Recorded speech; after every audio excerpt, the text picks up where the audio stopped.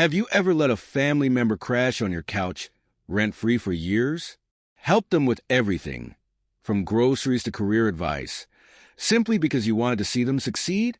Well, today's story is about realizing that sometimes cutting ties is the only way to show that kindness should never be mistaken for weakness. Here's my experience.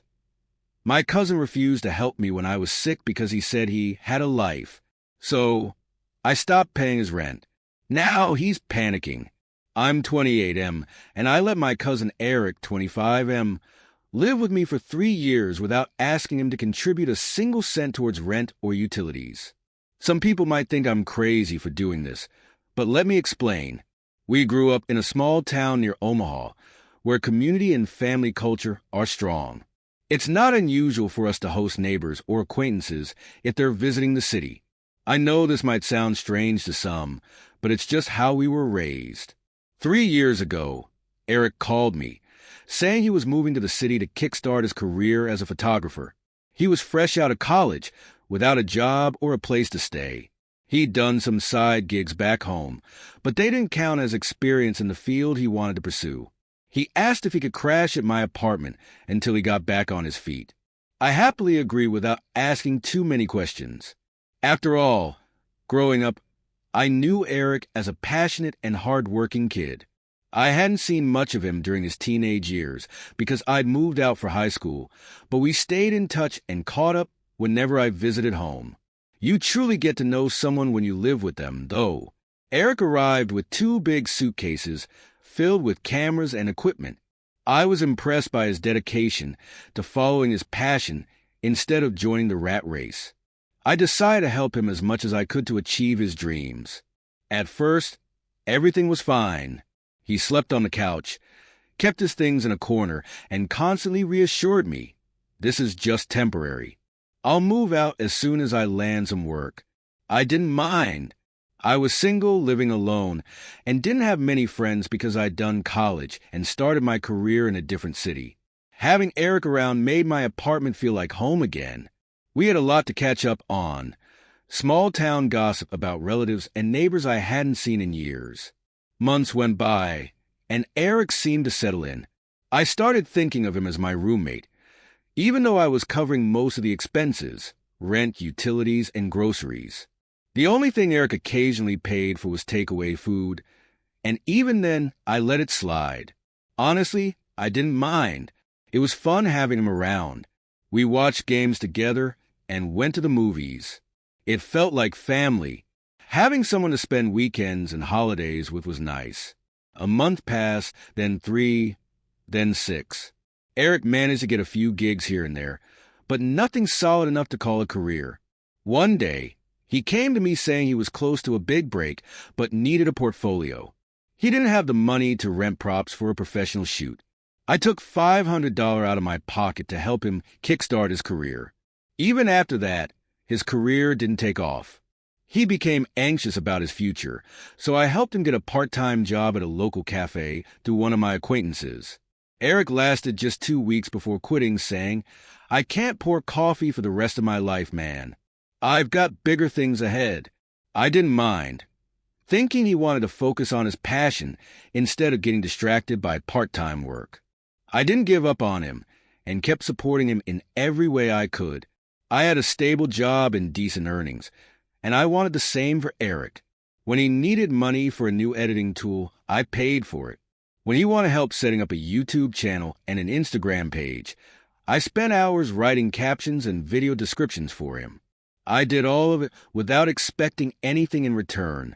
His usual response was a big grin and a simple thanks. That was enough for me. All I wanted was to see his career take off. Eventually, I started dating my girlfriend, Lisa. For a while, the 3 of us hung out together, but Eric opted out, saying he didn't want to be a third wheel. After Lisa's roommate moved out, we started spending more time at her place because it gave us more privacy. For the last 6 or 7 months, I've mostly been staying at Lisa's place, though I haven't moved out of my apartment completely. Most of my belongings that I don't use regularly are still there. Occasionally, I stop by after work to check on Eric, but these visits have become rare. That's just how new relationships work, right?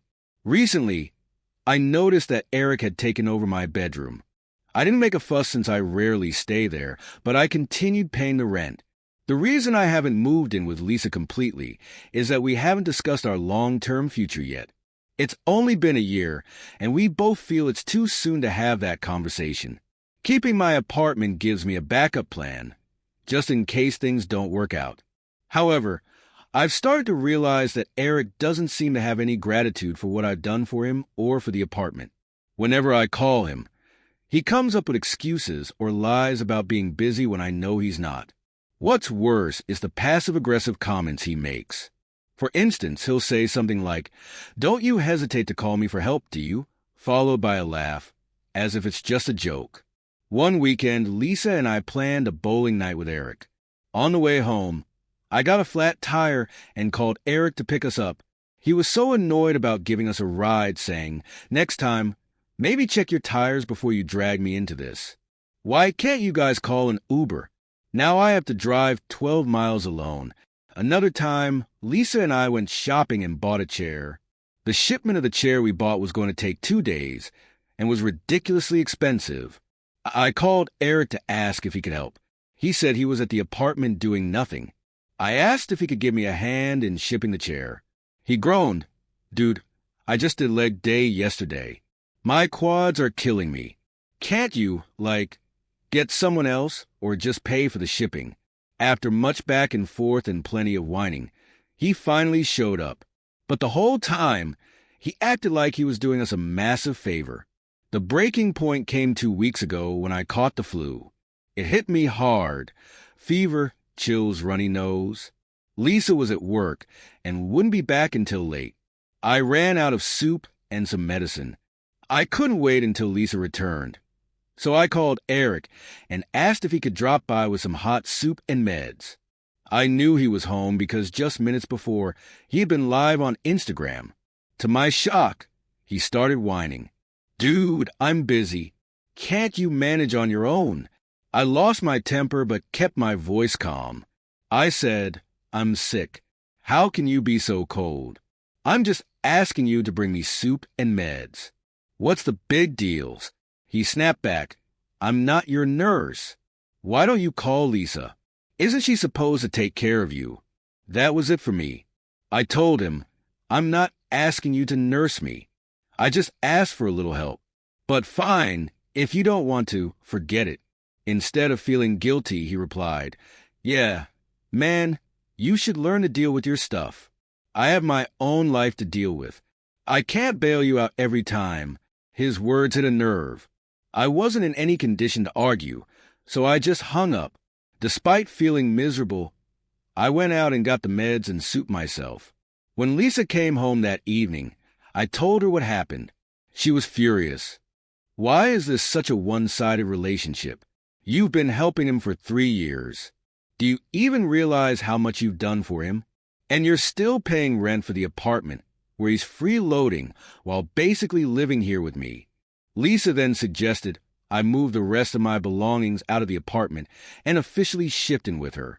I hesitated, explaining that it felt too early to make such a big move. She argued, "If you're worried about Eric, that's his problem. Hand over the lease to him. Tell the landlord he's responsible for rent now, and let them deal with it." Her suggestion made sense, but I wasn't sure. Should I move in with Lisa and let Eric take full responsibility for the apartment? Or should I ask Eric to move out and reclaim the apartment for myself? I know my hesitation comes from not being ready to move in with Lisa yet. That's why I'm stuck. What do you think is the better solution? Move in with Lisa and let Eric handle the apartment? Or reclaim it for myself and ask him to leave? It seems like you've been incredibly generous with Eric, but he's taken advantage of your kindness.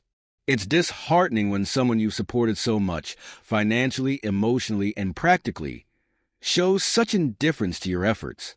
Whether you move in with Lisa or take back control of your apartment, one thing is clear. It's time to stop enabling Eric's behavior. The comments on my initial post were hilarious and insightful. Many point out the same thing.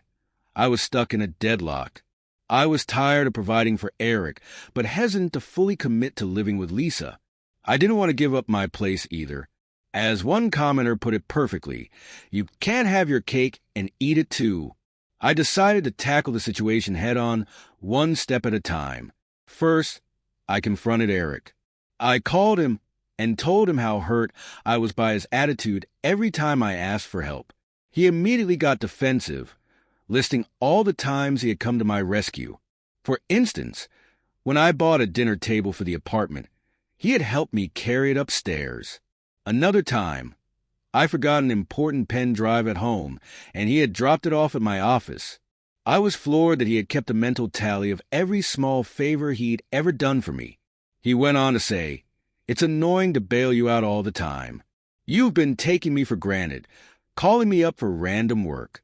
That's why I've been avoiding your calls and texts." I was furious. "If you're counting every silly thing, then let's not forget everything I've done for you," I snapped. I reminded him of the time his arm was in a cast, and I worked from home for 2 weeks to take care of him. I drove him to checkups and helped him with his daily routine. That was before Lisa came into my life. And let's not forget the big things. I took him in rent-free, paid for his portfolio, and helped him get gigs. He shrugged it off. "Don't act like I owe you for that. You offered, remember? That was the final straw." "Are you serious? That's incredibly entitled of you to say." He shot back, "Yeah, it is. Grow up," before hanging up on me. I was seething. That very evening, I went to the apartment, determined to end this once and for all. When I stormed in, Eric barely looked up from his phone and groaned, "What now?" Without saying a word, I pulled out boxes and started packing my things. He put down his phone and snorted, "You're finally moving out? Took you long enough." As I packed my things, Eric dramatically stormed off into the bedroom, which, by the way, was my room. My belongings were still in there. Instead of banging on the door or wasting energy arguing, I decided to take a more direct approach. I called my landlord, put him on speaker, and told him I was vacating the apartment. I reminded him that I had already sent a formal 1-month notice via email, and that he was now free to draw up a new contract with Eric, or do whatever suited him best. Hearing this, Eric came rushing out of the bedroom. His expression shifted from indifference to panic.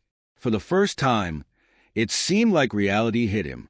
"Wait, are you serious? You're really doing this?" he stammered. "Yes," I replied firmly. "Every word of it." I walked into the bedroom, began packing my belongings, and took pictures of my furniture to list it for sale. Eric's tone changed as he realized the gravity of the situation. "Come on, man. Just give me some time to get my life together," he pleaded. I shook my head. "You've had all the time in the world. I'm done paying rent for a place I don't even live in. From now on, you're on your own. The landlord will be in touch about the process, and the furniture will be picked up in a few days." Instead of taking accountability, Eric tried to flip the script. "You're taking this way too far," he said, his tone annoyingly whiny. "What if things don't work out with Lisa? You're going to need this place to storm back to." That was the final straw. "I'll take my chances," I snapped. "Unlike you, I know how to handle my problems. I don't dump them on others." Eric went silent, but trailed me as I packed up. After a long pause, he muttered, "I didn't realize it was this hurtful for you. I'm sorry. Let's go back to how things were, okay? I'll do better." "It's too late," I said firmly. "The ship has sailed. You can't keep clinging to the past and dreading an uncertain future." His face turned grim. "You know I can't afford the rent on my own. How am I supposed to survive? The money I make barely covers utilities and food. Since you moved in with Lisa, I've been managing this place on my own." I nodded. "Good. Now you'll have to manage everything on your own. You're not my responsibility anymore. Remember when you said you couldn't keep bailing me out? Well, I can't keep bailing you out either. Thanks for reminding me of that." Eric looked like he wanted to take back every word he'd ever said. but there was nothing he could do to change my mind. He just stood there in silence. By then, the shipping service I'd hired arrived. I carried the lighter boxes downstairs myself, refusing Eric's offer to help. I didn't want to give him an opportunity to add one more favor to his mental tally. As I carried the last box out, he trailed behind me, muttering apologies. I ignored him. Later, he texted me a long, emotional message. He thanked me for everything I'd done for him and said he looked up to me as a role model. It was cheesy and manipulative, but I didn't respond. I was done with the emotional circus. I had taken a leap of faith, moved out, and was ready to face whatever the future had in store for me. Headstrong and independent. Update 2. It's been 5 months since I moved out, and Eric's life has already fallen apart. 2 weeks ago, he called me, complaining that the landlord was being a pain and constantly chasing him for rent. Maybe it's because you're behind on rent, I pointed out, unable to suppress my sarcasm. He begged me to talk to the landlord and asked for more time on his behalf. I shut that down immediately. I'm out of your circus. You have a new contract with him, so you deal with the consequences of your actions. A few days later, Eric showed up at our place, panicked and pleading for help. The landlord had locked him out. He ranted about how cruel it was to evict someone just for defaulting on 2 months' rent, claiming that he had paid for 3 months on time and deserved some leniency. I asked him why he was at my place. I have no money to get out of the situation, he admitted, expecting me to jump in and save him. The irony of it all made me laugh. Why would I care? You had 3 years to get your act together, and you didn't. Now you want me to swoop in and fix everything for you again? No thanks. Eric looked stunned. How can you be so casual about this? I'm homeless, thrown out on the streets. I couldn't help but chuckle. You're only homeless because of your own choices. You wasted every chance to turn things around, and now you're facing the consequences. He begged me to talk to the landlord and buy him just 1 more week. I told him flat out, not my problem. I told him I wasn't going to do it. But then, in desperation, he begged me to help him get back his camera and laptop. He had an important interview the next day and was counting on it to change everything. His voice was full of hope, but his words were laced with desperation.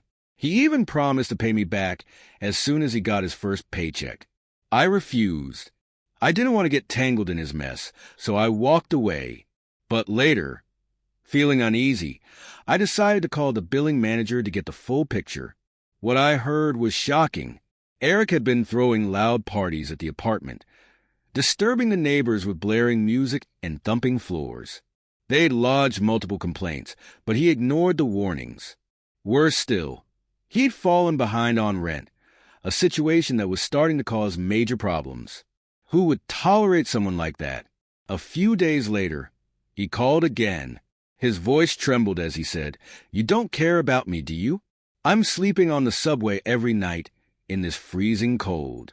I'm not sure I'll make it through until morning. It's dangerous out here." I snapped, "You're not a child.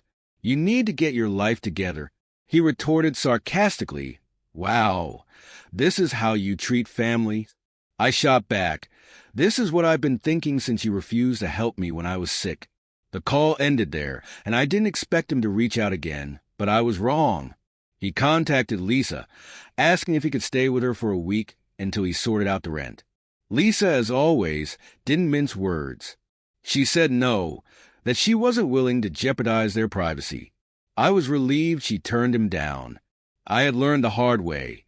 It starts with a request for a place to stay for a month, and before you know it, it turns into years of entitlement.